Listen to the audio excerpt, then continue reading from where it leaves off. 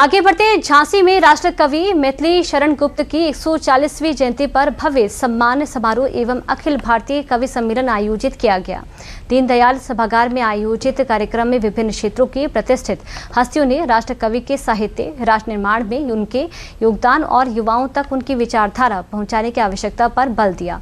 इस अवसर पर राष्ट्र कवि मैथिली शरण गुप्त साहित्य सम्मान डॉक्टर सच्चिदानंद जोशी को प्रदान किया गया। सम्मान समारोह के बाद आयोजित कवि सम्मेलन में अनामिका जैन, अंबर, अभिषेक पाठक और अर्जुन सिंह चांद ने अपनी प्रभावशाली प्रस्तुतियों से श्रोताओं को मंत्रमुग्ध कर दिया। वक्ताओं ने युवाओं से मोबाइल की अपेक्षा पुस्तकों और पुस्तकालयों से जुड़कर राष्ट्र प्रेम, संस्कृति और साहित्यिक मूल्यों को अपनाने का आह्वान किया।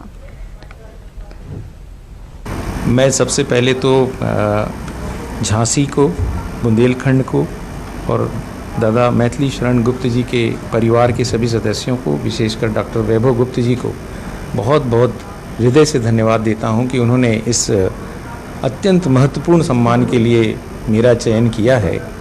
मुझे लगता है कि ये जो सम्मान है ये मेरा व्यक्तिगत सम्मान नहीं है, ये भारत की अस्मिता का, भारत की संस्कृति का, भारत की जो भाषाई परंपरा है और हमारी देश की सौंधी मिट्टी का सम्मान है, जिस मिट्टी के लाडले सपूत थे हमारे राष्ट्र कवि दादा मैथिली शरण गुप्त। हम सभी का परम सौभाग्य है कि दादा जी की 140वीं जयंती के अवसर पर आदरणीय सच्चिदानंद जोशी जी भैया जी ने यहाँ आने के लिए अपने व्यस्ततम समूह में से समय निकाला, तो उसके लिए हम लोग आभारी हैं। और हम लोग खुद भी अपने आप में खुद को गौरवान्वित महसूस करते हैं कि भैया जी ने ये सम्मान स्वीकार करके हम लोगों को कृतज्ञ किया। लोगों में सबसे ज़्यादा आवश्यकता इस समय जो है वो सबसे ज़्यादा पठन की है।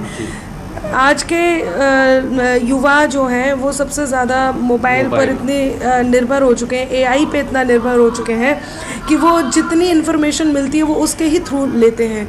मैं उनसे ये अनुरोध करूँगी कि एक बार अपने इतिहास को पढ़ें, साहित्यकारों को पढ़ें, और उसको पढ़ने के लिए आपको लाइब्रेरी जाना बहुत ज़रूरी है, किताबों के साथ रहना बहुत ज़रूरी है। या फिर यदि आप गूगल पे भी, यदि आप मोबाइल का सहारा लेते भी हैं, नेट का सहारा लेते भी हैं, तो उस पर भी किताबें सर्च करें, लेकिन पढ़ाई ज़रूर करें, तब जाके आप अपने साहित्य के वंशज हो सकेंगे।